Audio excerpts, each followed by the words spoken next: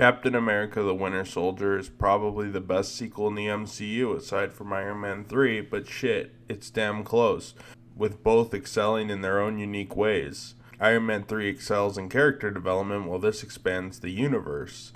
It's an epic tale packed into around 2 hours and proves that the directors, the Russo brothers, could bring the epic Infinity Saga to a close later on. The plot may be to this point the most complex Marvel plot, but to break it down, after an attempted assassination on Nick Fury, Captain America teams up with Black Widow and Sam Wilson the Falcon to unravel Hydra, who has taken over S.H.I.E.L.D. from the inside. However, a wrench is thrown in the mix as S.H.I.E.L.D. has control of Cap's lifelong friend Bucky, or as he's now known, the titular Winter Soldier. The Russo brothers were tapped to direct this along with contender F. Gary Gray before the latter pulled out of consideration to instead direct Straight Outta Compton, the biopic centered around rap supergroup NWA.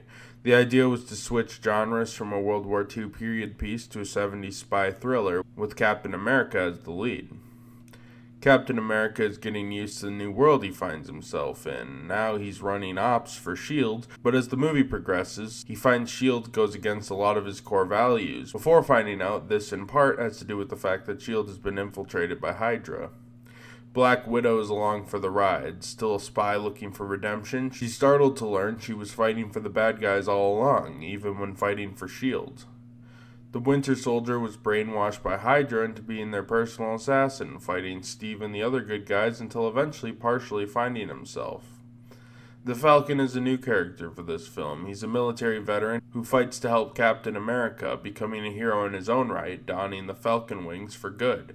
Sadly, he doesn't talk to birds in this film like he does in the comics. Sharon Carter appears for the first time in this film and is a spy tasked by Nick Fury to watch over Captain America. Nick Fury is back, and this time he's beat down by the world and learns not even S.H.I.E.L.D. can be trusted before an attempted assassination on his life. Alexander Pierce is the closest thing we have to a villainous character, working as part of the Hydra infestation of S.H.I.E.L.D. and ultimately helping take over the organization.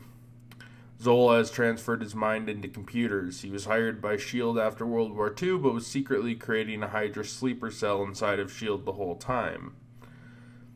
In and after the credits scene, we see a brief glimpse of Quicksilver and Scarlet Witch, who star prominently in Avengers Age of Ultron, a video that's coming up very soon. This film features a new Captain America suit, as well as Zola in his computer body, Falcon's wings, and Bucky's robotic arm. The whole plot revolves around 3 S.H.I.E.L.D. helicarriers that can kill people from afar, so there's a lot of new tech in this one. It's a very high-tech Marvel film. I thought this film was amazing. It's a good superhero film and just a good film overall. It has a fast pace and despite its long length, has a lot of fun twists and turns happen. The new characters, especially Sam Wilson, expand the world in such a fun way, and overall, it's just a very fun, epic film. The biggest theme of this film is really the corruption of government and making your own choices when it comes to your beliefs. Cap and Nick's unwavering belief in freedom is ultimately what stops Hydra from taking over S.H.I.E.L.D., and it's a belief that'll play heavily into Captain America Civil War coming up soon. The score is a little generic, but it's fitting. It's just not the earworm some of these scores are later on.